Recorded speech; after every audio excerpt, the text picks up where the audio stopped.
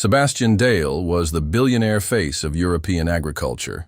Naomi Wexler, the silent strategist behind flawless logistics, and Amelia Shore, the vanished Interpol analyst turned digital ghost. Together, they built a $7 billion drug empire, hidden inside frozen vegetables, and it took a 251-year prison sentence to bring it all crashing down. In early 2021, UK customs officials began to observe something curious. Shipments labeled as organic frozen vegetables were arriving from the Andalusian coast of Spain at an unusually consistent rate, twice a month, always from the same supplier, and always directed to a specific warehouse in Birmingham. The packaging looked standard. The crates were stamped with certified organic labels, and the invoices were flawless. But there was something about the regularity, the precision, and the sheer volume that made veteran customs officer Clive Harmon pause. Clive had worked narcotics cases for more than 3 decades and had developed a knack for noticing patterns others missed. It wasn't just the frequency that bothered him. It was how every container passed through inspection without a single error. The vegetable quality was perfect, the ice around them was thick, and there were no discrepancies in weight or content. That level of perfection was rare in international shipping, where delays, spoilage, and minor clerical issues were almost unavoidable. Something wasn't adding up. Clive quietly began gathering data. He pulled manifests from previous shipments, compared weights, times of arrival, customs forms, and supplier codes. Everything matched up, but it was too clean. He requested surveillance on the warehouse receiving the goods, hoping to confirm whether the vegetables were actually being distributed to markets or used for something else. The facility was registered under a company called Vega Produce Logistics, which appeared legitimate on the surface. It was listed as a wholesale supplier and distribution company dealing in organic food, with several food safety certifications and a functioning website featuring farm-to-table imagery and sustainability messaging. But the deeper Clive looked, the more he realized that the company had almost no physical footprint. No active social media, no business reviews, no mention in trade news, and suspiciously low utility usage for a warehouse of its size. Clive presented his suspicions to a small task force, and over the following 2 months, silent tracking devices were installed on selected containers. The result was alarming. The vegetables weren't being distributed. Instead, they were taken into the warehouse and remained there for less than 24 hours before being loaded into different trucks and driven to locations across the UK, rural farmhouses, closed butcher shops, and even a storage facility in a dead, industrial park. In none of these cases were the vegetables ever sold or delivered to grocers. The vegetables were merely a cover. One of the tracked shipments made its way to a remote storage compound near Wolverhampton. Authorities sent in an undercover unit to monitor the site. It was there that they saw a delivery team wearing hazmat, suits transferring items from vegetable crates into unmarked cooler boxes and loading them into private vans. No invoices, no records, no legal documentation. The vegetables were never logged or reported past their initial customs arrival. Clive suspected narcotics, but had no physical evidence. He needed a sample shipment intercepted without alerting the suspects. When a container arrived 3 weeks later at the port of Felixstowe, customs detained it under the guise of a random inspection. At first glance, it appeared normal. Bags of frozen mixed vegetables packed in industrial-grade ice. But forensic analysis revealed something extraordinary. Tiny fragments of plastic residue trapped in the ice itself. Upon melting and sifting, the ice in a lab environment, technicians discovered vacuum-sealed plastic packets embedded inside. Each packet was less than a millimeter below the surface of the vegetables, hidden so precisely that traditional scans had missed them entirely. Inside the packets was a white powder that tested positive for high-grade cocaine. Further inspection of the rest of the shipment revealed dozens of these hidden packets, each buried just under layers of frozen peas, carrots, and beans. The total weight of recovered narcotics from that single shipment exceeded 80 kilograms, with a street value Of more than $4.5 million, the operation was far more sophisticated than anyone had anticipated. Whoever was behind it had access to advanced packaging technology, insider knowledge of customs scanning methods, and a flawless logistics network. Clive now knew he was not dealing with a local smuggler or a small-time crew. This was the beginning of a case that would expose one of the largest drug smuggling operations in modern European history. Sebastian Dale was not the kind of man anyone would suspect. Tall, composed, and eloquent, he was often seen at charity events, art exhibitions, and business forums. He spoke fluently about trade policy and food sustainability, and he was even a guest speaker at a UK-EU agribusiness summit. His name was attached to several companies, including Vega Produce Logistics, which was now at the center of a growing investigation. To the public, he was a respected entrepreneur. Behind the scenes, he was running a global smuggling empire. When investigators looked into his background, they found little out of place. His businesses filed taxes on time, his properties were fully paid for, and his travel records showed only business-class flights between European cities. His wealth was well documented and justified, but the silence around his personal life was unusual. No social media presence, no family ties listed, no close friendships outside of work. It was as if Sebastian had built a life made entirely of surface-level appearances. What cracked the image was not Sebastian himself, but a name that kept appearing in the background: Naomi Vexler. Naomi was listed as operations manager for multiple companies under Sebastian's umbrella. She had worked with him for 6 years, rarely appeared in public, and handled most of the logistics behind the produce shipments. While Sebastian played the public role, Naomi ran the actual machine. She was the one signing customs declarations, organizing container pickups, managing delivery schedules, and updating trade documents. On paper, she seemed like a hard-working executive, but her fingerprints were all over every critical movement in the network. When investigators pulled her email records, they found nothing unusual, until a breakthrough came from a separate investigation in Belgium. A server used by a defunct logistics company was seized during a tax evasion case. On it were old backups of employee emails. One of them belonged to Naomi Vexler. Buried in the inbox was a single email exchange between Naomi and a contact labeled Ames. It was short, vague, and used coded language, confirming arrival of cargo. Ames expects it by Thursday. It would have meant nothing, except for one detail. The email was dated just 2 days before one of the vegetable containers arrived in the UK, and the IP address used by Ames was linked to a burner laptop, once connected to a private network in Marseille. Interpol was contacted to assist. The name Ames triggered interest immediately. It was believed to be the alias of Amelia Shore, a former Interpol cyber analyst who had gone missing 5 years earlier. Amelia had worked on a high-profile case involving encrypted maritime cargo routes used by criminal organizations. After a breach in the Interpol system compromised an investigation into drug trafficking in the North Atlantic, Amelia disappeared. It was suspected she had either been eliminated by the cartel she was investigating or had gone rogue. Her disappearance remained a mystery until now. If Amelia Shore was in contact with Naomi Vexler and Naomi worked under Sebastian Dale, then the network was far more advanced than anyone had imagined. It meant they had access to Interpol-level intelligence, could bypass digital customs alerts, and could possibly track international enforcement activity in real time. Authorities began to connect more dots.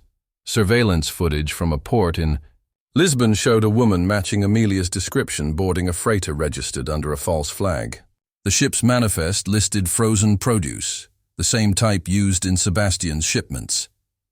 The route passed through the same supply chain now under investigation. With every discovery, it became clear that Sebastian was not just smuggling drugs. He had built an empire that was invisible to normal detection. Naomi was the logistical brain, and Amelia, the ghost in the system, was the digital shield.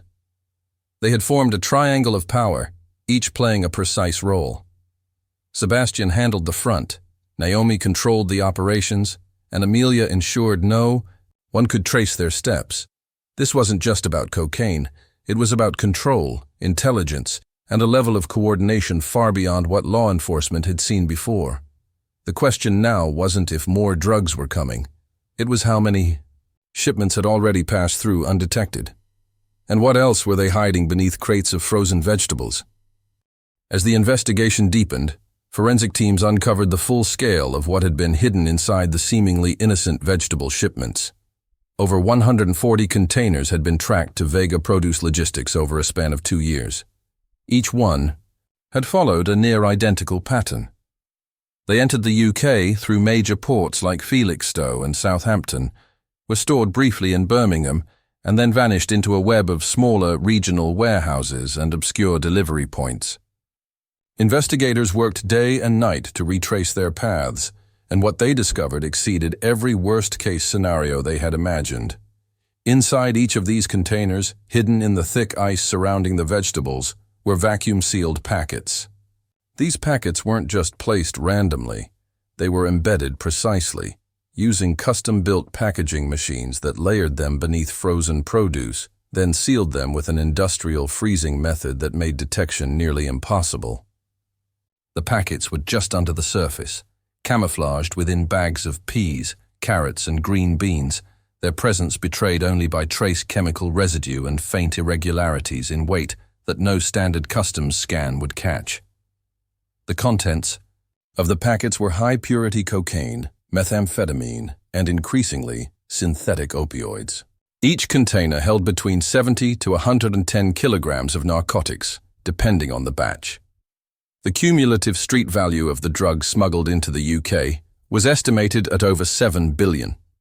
It was the largest narcotic smuggling operation ever uncovered in the country's history, and perhaps the most sophisticated in all of Europe. Even more disturbing was the discovery of how the drugs were being delivered to final buyers. Investigators found that the distribution network was just as meticulous as the smuggling itself. The drugs were repackaged and hidden inside ordinary goods: bakery flour bags, auto parts, children's toys, even gardening supplies. These were then sent out through courier services that had no idea they were being used as part of an international drug pipeline.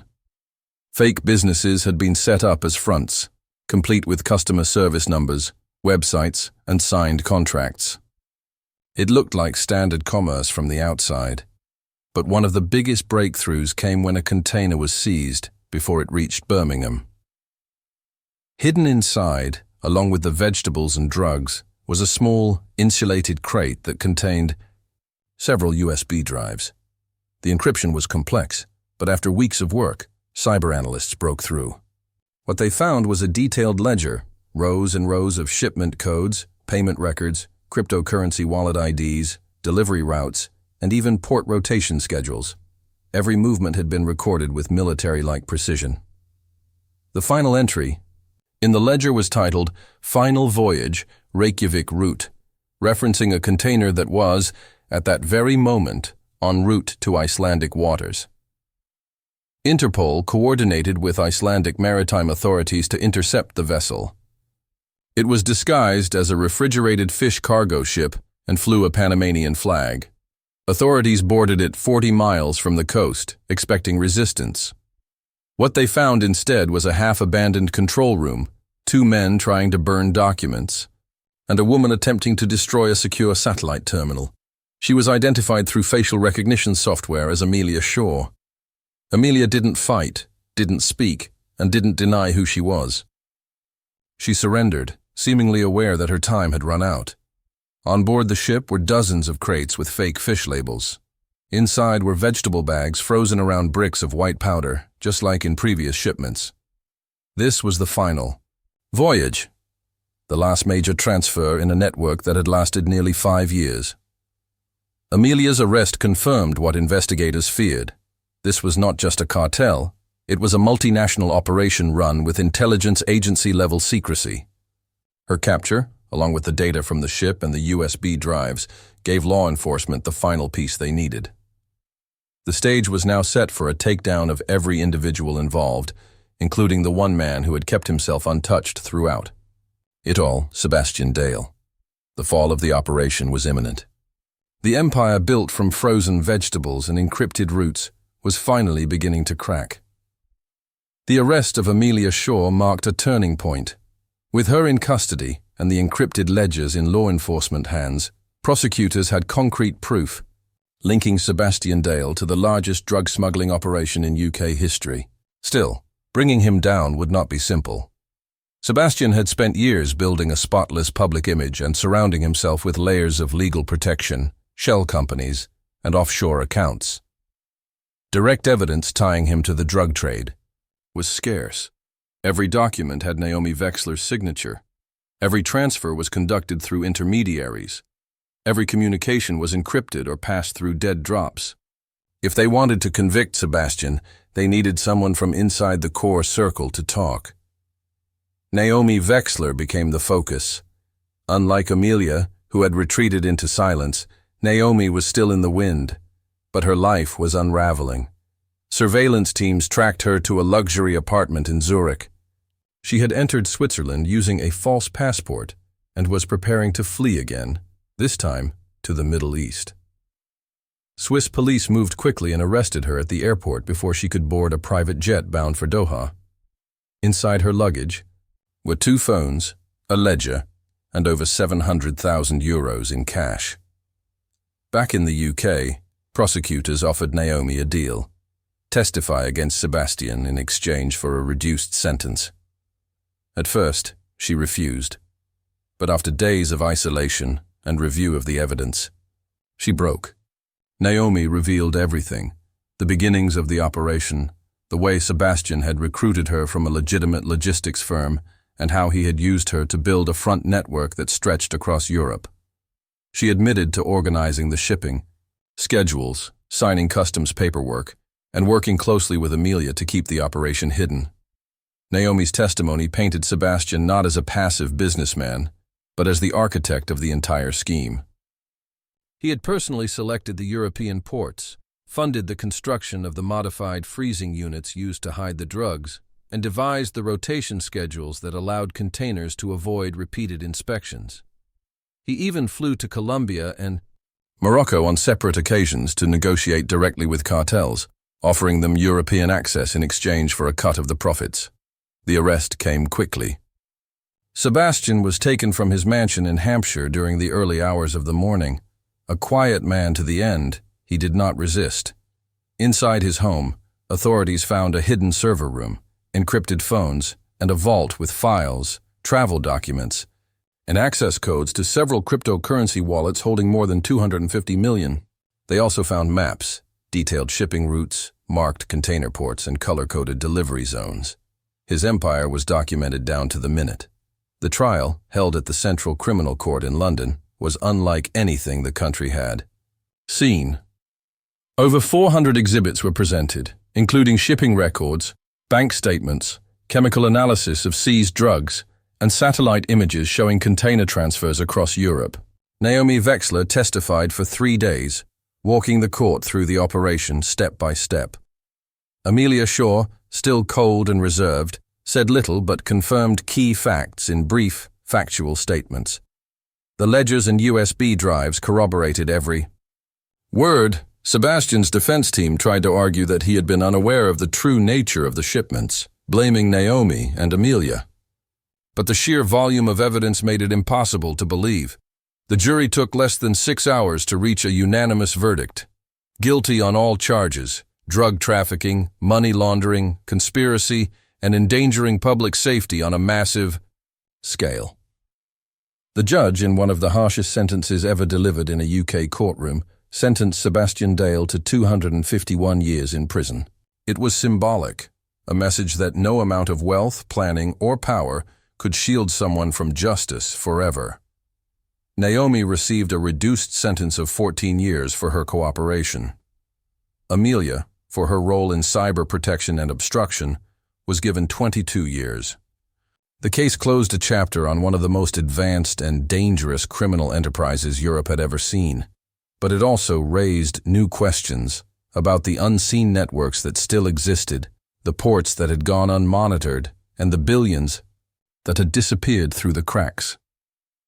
The authorities had dismantled one empire, but in the shadows, others were likely already learning from its fall.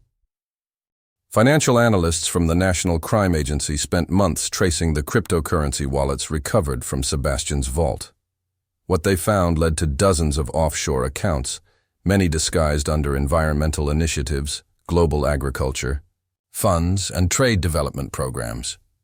Money had moved through Panama, Singapore, the Cayman Islands, and even foundations based in Luxembourg. It became clear that Sebastian's operation wasn't just about moving drugs. It was about laundering billions into the global economy, disguised as legitimate business ventures. More arrests followed. A total of 38 individuals across 8 countries were taken into custody, including port officials, freight company owners, IT specialists, and financial advisors. Some had knowingly assisted in the smuggling. Others were pawns, unknowingly used to keep the machine running. The most surprising arrest was in Copenhagen, an influential banker who had helped process suspicious loans linked to Vega produce. Logistics. He had been rewarded handsomely for looking the other way. While many of the key players were now behind bars, there remained one unresolved thread: the cartel connection. Sebastian had acted as the European arm for suppliers operating out of Colombia, Bolivia, and northern Morocco. These groups, responsible for manufacturing the narcotics, had not disappeared. With their UK pipeline severed, intelligence indicated they were shifting routes toward Eastern Europe and the Balkans. It was a sobering reminder that dismantling a network doesn't erase the demand or the supply. It simply forces it to adapt. Into the aftermath, the UK government launched a full-scale review of port security and customs inspection procedures. New scanning technologies were introduced, algorithms were updated to detect irregular shipping patterns, and more aggressive oversight of food import licenses was enforced. The phrase frozen vegetables became an internal code word among customs officers, an ironic symbol of the operation that had exposed so many flaws in the system. For Clive Harmon, the veteran customs officer who had first noticed the suspicious shipments, the case brought a bittersweet ending. He was quietly honored at an internal ceremony and offered early retirement, which he accepted. He had spent over 3 decades chasing narcotics operations, but nothing had prepared him for the scale and sophistication of the Vega logistics case. In private interviews, he admitted that if a single data point had gone unnoticed, the operation might still be active.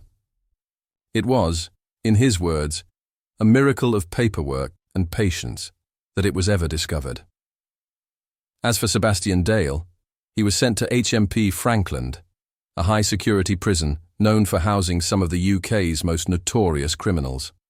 Isolated, stripped of his tailored suits and luxury lifestyle, he became a ghost, rarely speaking, refusing interviews, and rejecting appeals.